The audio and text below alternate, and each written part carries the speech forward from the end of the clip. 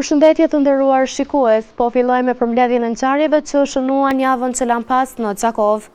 Çdo vit në gjithë globin shënohet 8 marsi, ku kujtojmë dhe vlerësojmë rolin e gruas në shoqëri. Ajo ka kaluar një rrugë të gjatë nga e kaluara deri në ditët e sotme. Megjithatë, edhe pse është bërë shumë përparim, ende ekzistojnë sfida dhe padrejtësitë që gratë përballen në disa vende të botës. Në gjithë globin sot shënohet dita ndërkombëtare e gruas. Në këtë datë të rëndësishme nderohet gruaja për sakrificën, forcën dhe kontributin e saj në shoqëri. Kjo ditë nuk është vetëm një fest, por është një moment reflektimi për rrugën e gjatë që gruaja ka kaluar ndër vite. Si në shumë shtete të botës, edhe në Kosovë gruaja u përball me shumë kufizime. Në shumë familje dhe komunitete dikur mbizotronte një mendësi maskiliste. Ajo kujdesej për familjen, rriste fëmijë dhe mbante përgjegjësi të shumta, por shpesh e pavlerësuar sa duhet. Shumë gra nuk kishin mundësi të arsimoshin, të punonin apo të merrnin pjesë në vendimarrje. E kjo sfidë u bë edhe më e rëndë gjatë luftës. Lufta la pas plagë të mëdha në shoqëri e pikërisht në atë kohë u pa forca jashtëzakonshme gruas. Ajo u bë mbështetje për familjen, për fëmijët dhe për komunitetin, duke u përpjekur ta rindërtojë jetën nga e para. Sot, në ditën e gruas, gruaja në Kosovë përkundër të gjithave po merr një rol gjithnjë më aktiv në shoqëri.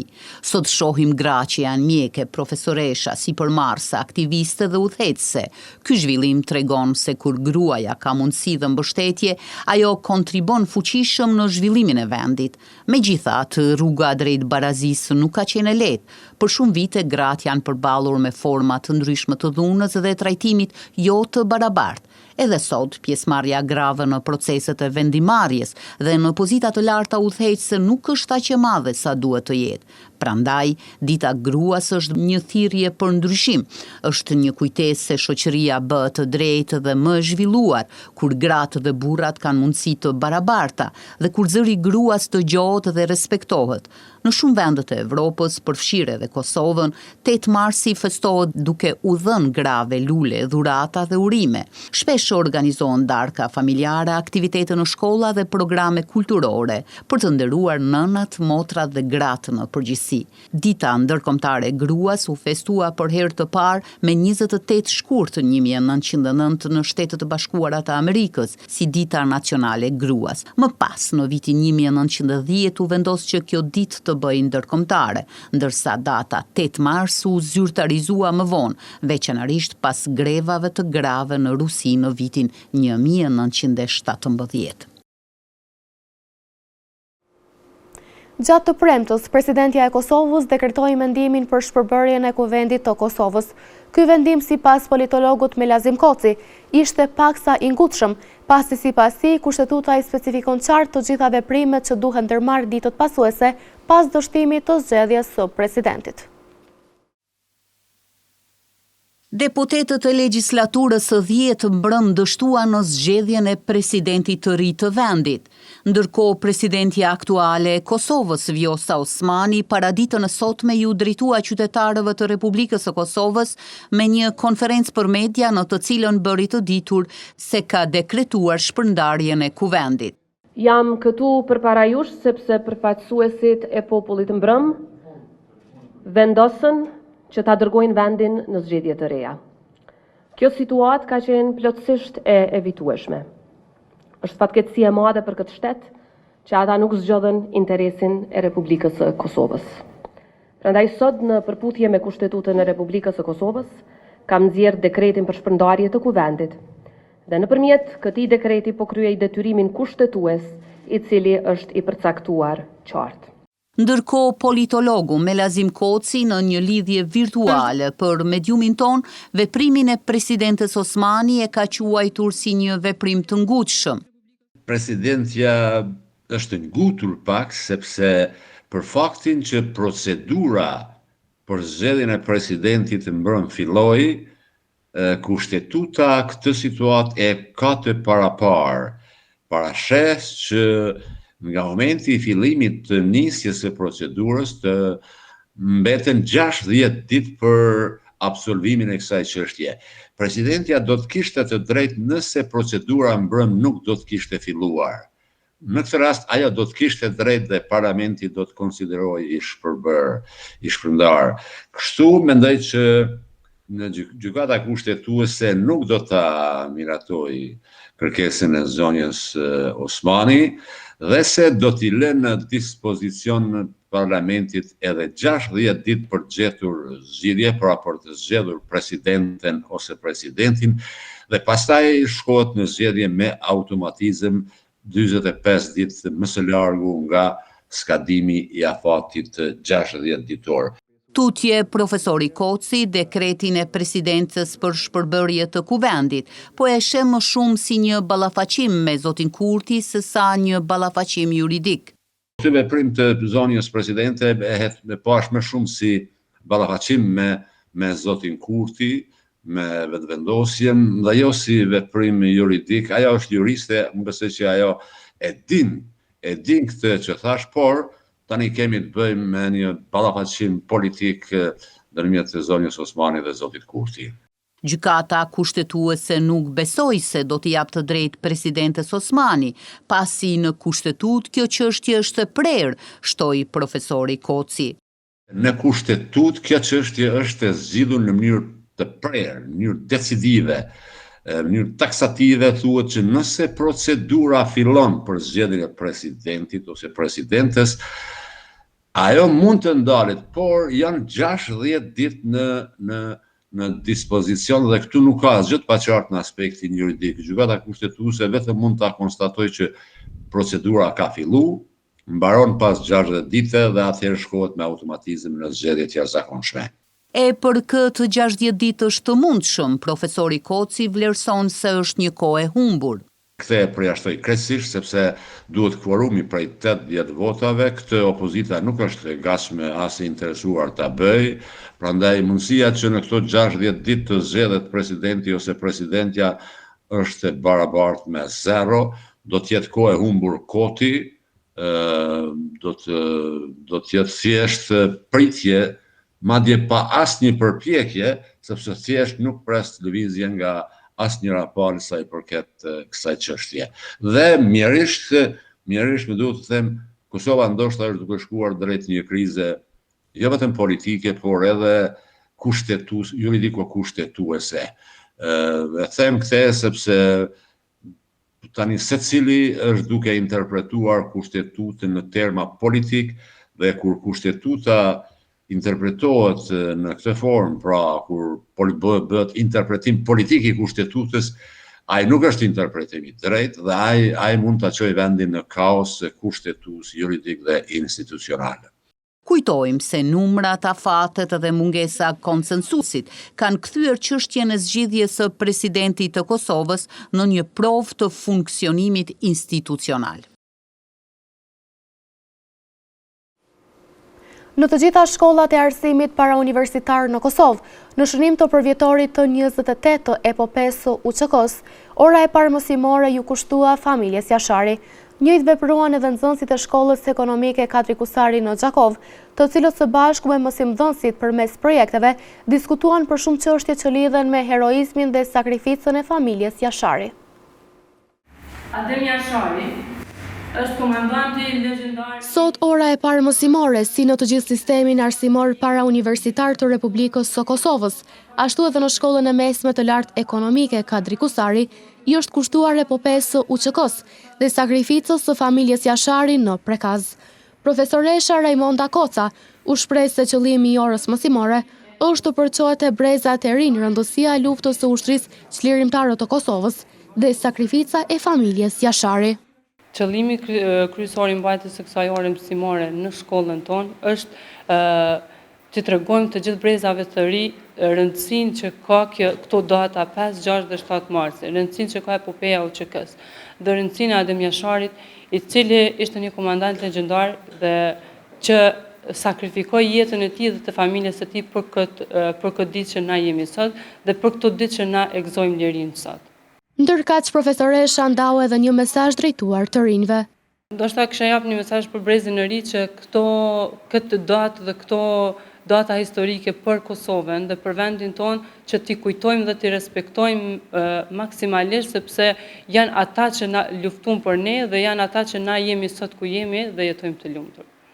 Nxënësi Altin Jahdauti në intervistën e tij u shpreh se do mundohemi të ruajmë traditën dhe se sakrifica e familjes Jashari dhe e epopesë së UÇK-s është e jashtëzakonshme.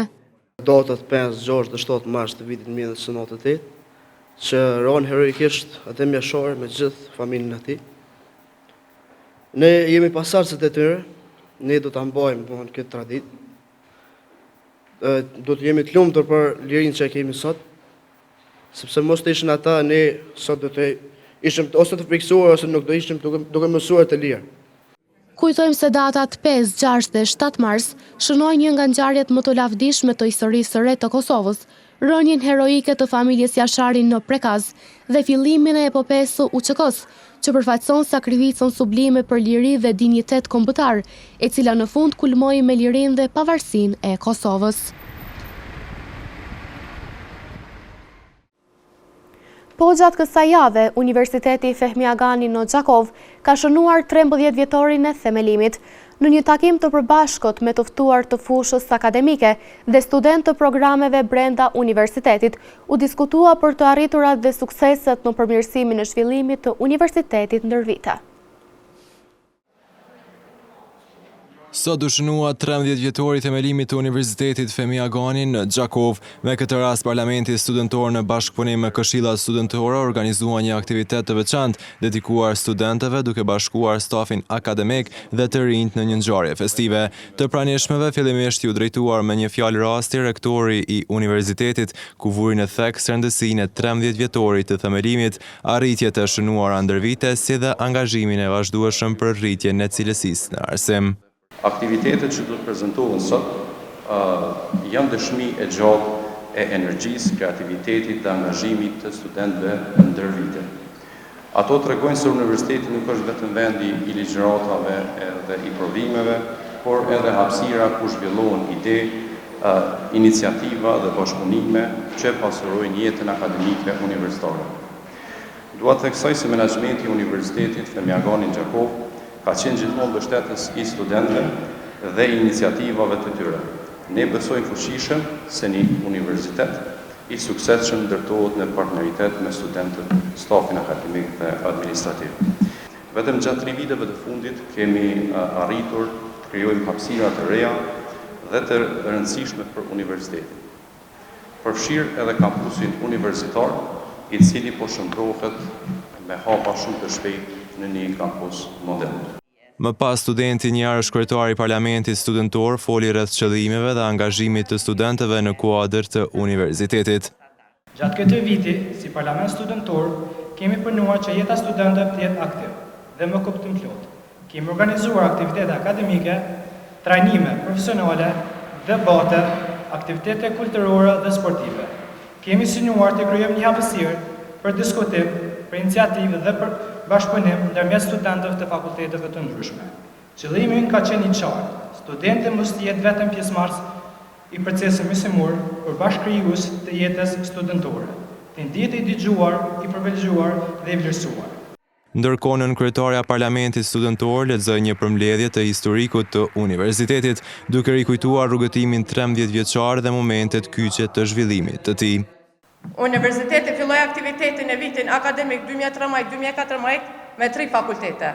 Fakulteti i Edukimit me programet fillor dhe parashkollor, Fakultetin e Mjekësisë me programet infermieri dhe mami, Fakultetin e Filologjisë me programet gjuhë shqipe dhe gjuhë angleze. Universiteti Fehmi Agani në Gjakov është pasues i traditës së arsimit të lartë në Gjakov, e cila fillon me shkollën e lartë pedagogjike. Aktiviteti u përmbyll në një atmosferë festive, duke shënuar edhe një kapitull tjetër në historinë e Universitetit Fehmi Agani në Gjakov. Secili familjar që shoqëron pacientin e hospitalizuar në Spitalin Nisa Grezda në Gjakov është i detyruar të paguajë 3 euro për një ditë qëndrimi. Drejtori Hilmi Shala tha se rikthimi i këtij obligimi është bërë me qëllim që të zvogëlohet numri i prezencës së familjarëve brenda hapësirave të spitalit. Në spitalin e përgjithshëm i Sagrezda në Gjakov është në fuqi pagesa prej 3 eurosh për të gjithë përcjellësit e personave të hospitalizuar. Drejtori i këtij institucioni shëndetësor, Hilmi Shala, ka bërë të ditur për mediumin tonë se vendimi është marrë me qëllim të reduktimit të numrit të përcjellësve brenda reparteve të spitalit. Shala gjithashtu ka rikujtuar se kjo tarif ka qenë në fuqi edhe më herët, dhe se para disa vite shuma e pagesës për përcjellësit ishte 5 euro. Është mirë për opinionin të sqarohet se bashkëpagesat për qendrim në spital janë të paraparë me udhëzimin për bashkëpagesa që nga viti 2007, pra ashtu udhëzimi në atë kohë që është nxjerrë nga Ministri i Financave Haki Shatri dhe Ministri i Shëndetësisë Sadrik Idriz, pra nuk është një udhëzim i ri, është bën një plotësim ndryshim në vitin 2024, ku pothuajse shumica bashkëpagesave janë ulur. Qëndrimi për një shoqërues të pacientit ka qenë me udhëzimin e tjetër ka qenë 5 euro, ndërsa tani është 3 euro. Po ashtu, drejtori Shala tregoi se ndikon kjo masë në rritjen e buxhetit të spitalit i Sagrezda dhe se sipas tij, kjo masë synon të përmirësojë funksionimin normal të shërbimeve shëndetësore, të ruaj rendin brenda hapësirave spitalore dhe të krijojë një ambient më të përshtatshëm si për pacientët, ashtu edhe për stafin mjekësor.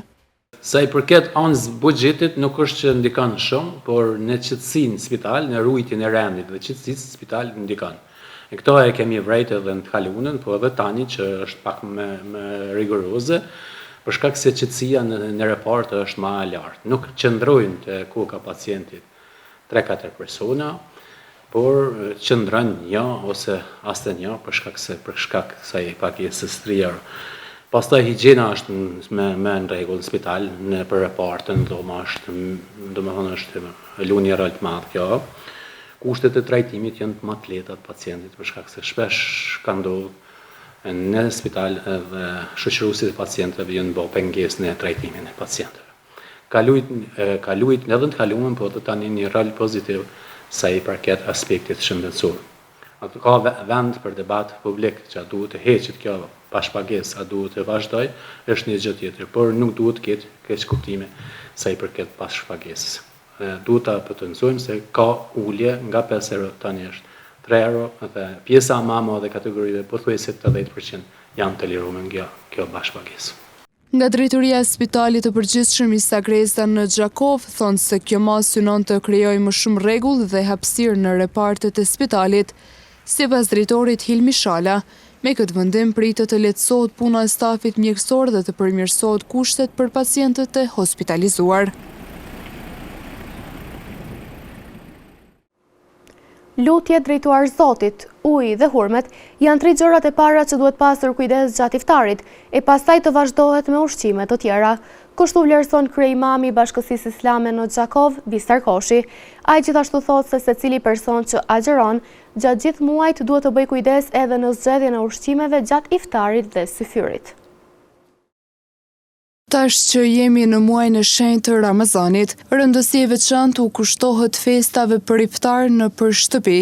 Besimtarë të shumtë organizojnë darka për familjar, miq e të afërm, duke konsideruar këtë si pjesë të traditës dhe solidaritetit që e karakterizon këtë muaj. Por a duhet që tryeza e iftarit gjithmonë të jetë mbushur me numër të madh produktësh dhe sasi të shumta ushqimi? Për këtë çështje flet Bistar Koshi, kryeimam në Këshillin e Bashkësisë Islame të Kosovës në Gjakov. Iftari është edhe një kohë e caktuar, që është koha e akşamit që i themi ne. Momentin kur fillon thirrja e ezanit, atëherë duhet të çelim iftar. Ne nuk po themi me prish iftar, po me çel iftar. Kjo është më e përshtatshme. Ashtu siç na ka mësuar dhe Muhamedi alayhis salam, pra është një traditë, një simbolik që tregon se iftari është mirë të hapet me apo të çelet me spari me përmendjen e Zotit, me dua, domethënë duke lutur Zotin xhaleshanu, o Zot, në ty besova dhe me furnizimin tënd unë po bëj iftar. Kjo është në gjuhën shqipe. Pas kësaj thuhet Bismillahirrahmanirrahim, edhe pihet ujë pak, domethënë sa për ta lagë fytin që themi, dhe nëse ka mundësi, është mirë të marrim hurme, sepse hurme përmban disa elemente që janë të ëmbla dhe që e ndryshojnë do të thotë edhe atë gjallërinë tonë edhe atë energjinë që kemi humbur ndoshta gjatë ditës.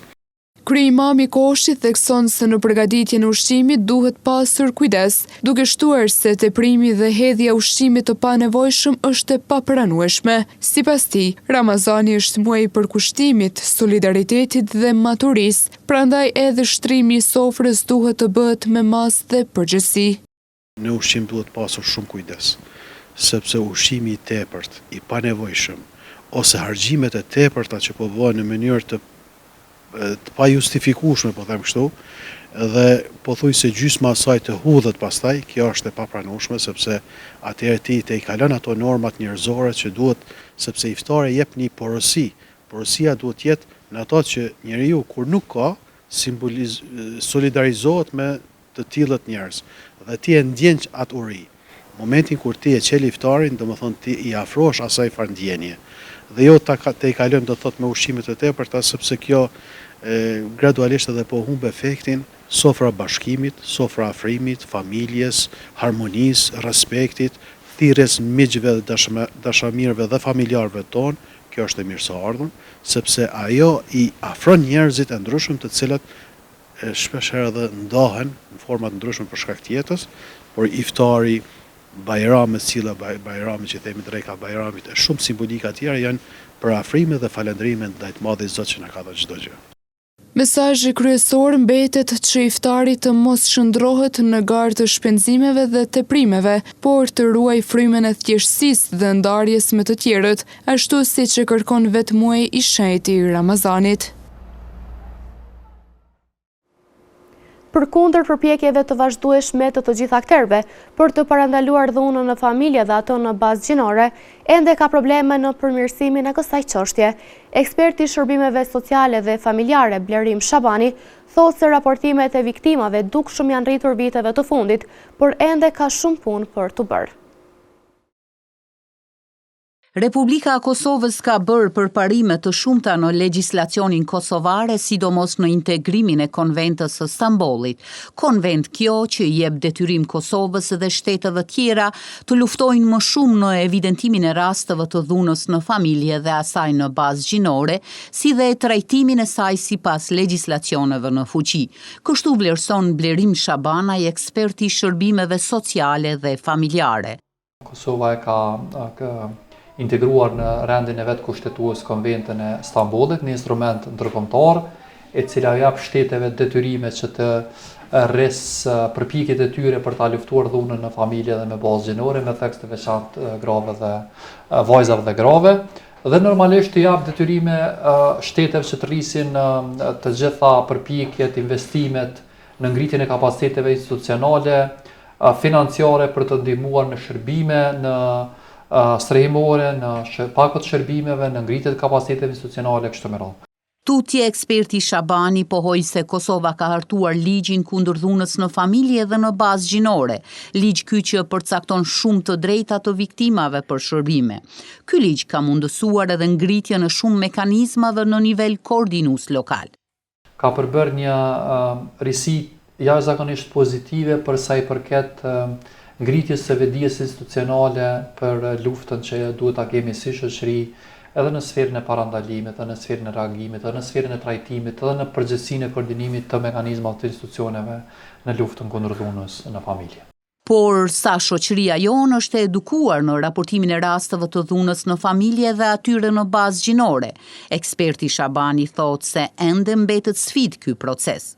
Sidomos në vitet e fundit ka një rritje të rasteve të raportimit dhe mund të jetë shpjegues i mirë që kjo është lidhet me këtë efektin e ndërgjegjësimit të individëve të grupeve të caktuara për t'i raportuar ose të mos nejt indiferent ndaj fenomenit të dhunës.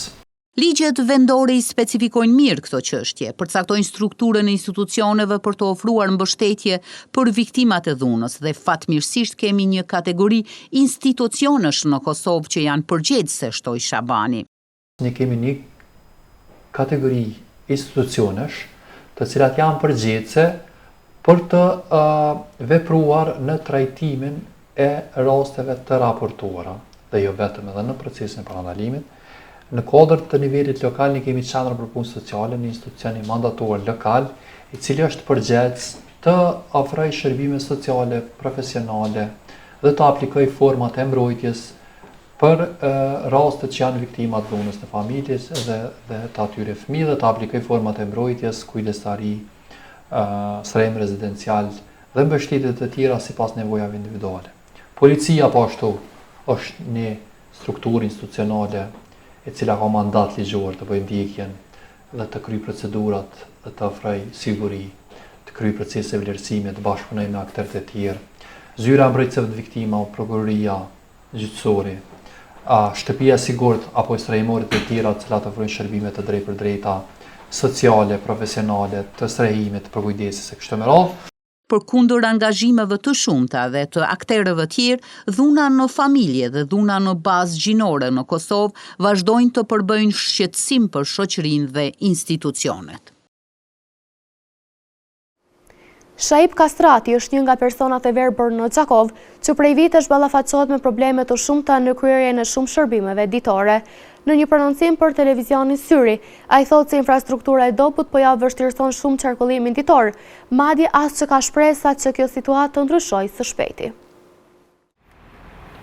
Infrastruktura e papërshtatshme dhe mungesa e kushteve adekuate për personat e verbër mbetën sfidë e përditshme për Shaib Kastratin. Rruga e tij nga puna e deri në shtëpi dhe anasjelltas nuk i plotson nevojat themelore për qarkullimin e personave me shikim të dëmtuar. Kështu u shpreh në një prononcim për mediumin ton Kastrati, duke shtuar se duhet të bëhet edhe më shumë në pjesët e qytetit, të jetë terren më i përshtatshëm për këtë kategori, sepse nëse nuk ka shenja adekuate, atëherë është shumë i lehtë çorientimi. Vështirësitë janë të mëdha në këtë pjesë qytetit, nuk është bo kur gjë për personat e verbë që janë shenjat që mund më të orientue. Në këtë pjesë qytetit nuk kanë punu kur gjë, kurse në pjesën e prej Pallatit Kulturës e dete posta mas Hotel Pashtrikit janë shenjat që personi i verbë mundet mi vrejt edhe me kom ka t'i shkel ato shenja ku janë, edhe me shkop të bardh, mundet që ajo shenj mundet me të orientu që mes me hub rrugën, derisa është e pununën që atë lamia di, kur nuk është e pununën e ki qërgullim shumë të madhë kia. Kastrati tha se ndihmën e familjes dhe shoqërisë ka çdo herë dhe se rrallë ndodh të jetë vetëm. Po ashtu duke rikujtuar periudha nga e kaluara, tregon se si kanë qenë rrugët me trotuare dhe si është orientuar. Unë tash lavdi Zotit që e kam familjen, e kam shoka, di kam që të rreth, adi rrallë mundet më ndodhë që muj vetëm, adi shumë rrallë. Pas si që kom qenë një pa martë unë, e më ka ndodhë vetëm me shkop të bardhë, kom punu në ndërmarrjen tregtare në atë kohë agimit, prej ati krajit, jo më orientu në bazë trotuarit. Për shembull, jo më gjitë për mallës Agjimerit, aty qashia vogël ku është, e jo më gjitë për pjetë, se nonën me një krah kom pas komunën edhe trotuarin, edhe poshtë trotuarit e kom pas rrugën. Se fati që trotuari ka qenë ma nelt, e kom ditë vetën, kur jom dalë jashtë trotuarit, kur jom dalë në rrugë, e kur jom çu knajna, e kom zatet në për objektet që jom orientu në qatë fushë dhe nuk u pas problemat. Në prononcimin e tij, Kastrati pati edhe një mesazh drejtuar institucioneve përgjithëse, komunës së Xhakovës, që do bëhet infrastruktura për personat e verbër në zonat e qytetit. Tash në këtë pjesë qytetit me bojë infrastrukturën për personat e verbë, që shkën punu aty të Pallati Kulturës, e dhejtë mas Hotel Pashtrikit, me punu edhe në këtë pjesë, me mundësi, a i kanë mundësi me boat puna si kanë, nuk për di, po që është mundësia pëse mes me boat, që më orientu edhe personat e verbët në atë fusha, që mes me pas problem për orientim. Mes tjera, Kastrati u shpreh se krijimi i infrastrukturës së dur është më së i nevojshëm, duke u përshtatur nevojave të secilit individ. Ndoqët për mbledhjen me disa prej ngjarjeve që karakterizuan javën që lan pas në Gjakov, ndërkohë ju vazhdoni të qëndroni me programin tonë. Mirëmbëjtje.